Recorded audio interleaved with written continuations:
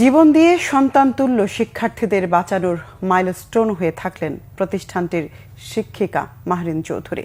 নিজের ৮০% পড়েও ২০ শিক্ষার্থীকে বাঁচাতে সক্ষম হন তিনি।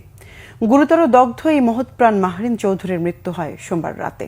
এই মায়াময়ীকে নিয়ে আবেগঘন স্ট্যাটাস ছড়িয়ে পড়ে ফেসবুক সহ সোশ্যাল মিডিয়ায়। শিক্ষার্থী, অভিভাবক, বন্ধু সহ সবাই অশ্রুসিক্ত নয়নে স্মরণ করেন মাহরিন চৌধুরীর মমত্ব এবং বীরত্বের কথা। গণমাধ্যমে গুরুত্বের সাথে প্রচার হয় এই মানবতার গল্প। তাইমুর রশিদের রিপোর্ট।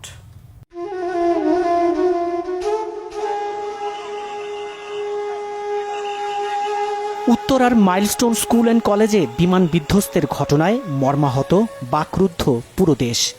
নিছক শুধু একটি ভবনে বিমান ভেঙে পড়া নয়, জগদ্দল পাথরের মতো জাতির বুকের উপর চেপে বসেছে বুক ফাটা আর্তনাদ।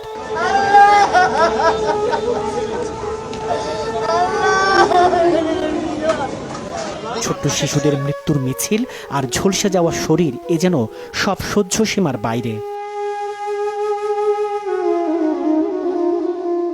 স্কুলের ভবনে যখন আগুন ছড়িয়ে পড়ে, সেই কঠিন সময়েও একজন শিক্ষক রয়ে গিয়েছিলেন শিক্ষার্থীদের পাশে।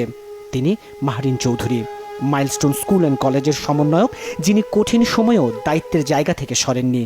দাউ দাউ করে আগুনের শিখার মধ্য থেকে অন্তত ২০ জন শিশু শিক্ষার্থীকে অক্ষত অবস্থায় বাইরে নিয়ে আসেন তিনি, কিন্তু নিজে আর বেরোতে পারেননি।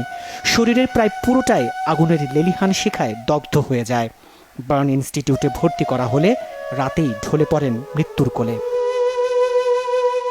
মায়ের মতো শিক্ষকের এমন মমতা ও সাহসিকতার গল্প কাঁদিয়েছে শিক্ষার্থীদের।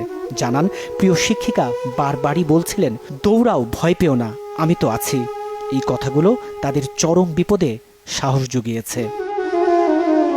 মৃত্যুর পর আবেগঘন স্ট্যাটাস ছড়িয়ে পড়ে ফেসবুক সহ সামাজিক যোগাযোগ মাধ্যমে। শিক্ষার্থী, অভিভাবক, বন্ধু সহ মাহরিন চৌধুরীকে শ্রদ্ধা জানিয়ে আবেগঘন পোস্টে চোখে পানি এসেছে। ছাত্রছাত্রীরা তাকে বীর আখ্যা দিয়ে করেছেন স্মৃতিচারণ। দেশের প্রায় সবকটি জাতীয় পত্রিকা ও গণমাধ্যমেও উঠে এসেছে শিক্ষিকার বীরত্বের গল্প। স্বামী ও ২ ছেলে, এমন সুখের সংসার রেখেই চলে গেলেন মাহরিন চৌধুরী। তিনি সম্পর্কে শহীদ রাষ্ট্রপতি জিয়াউর রহমানের ভাতিজি।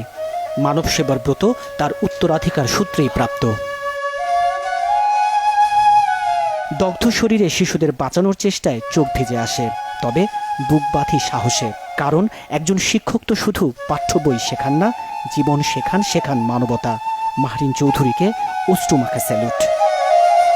তাইমুর রশিদ, বাংলা ভিশন, ঢাকা।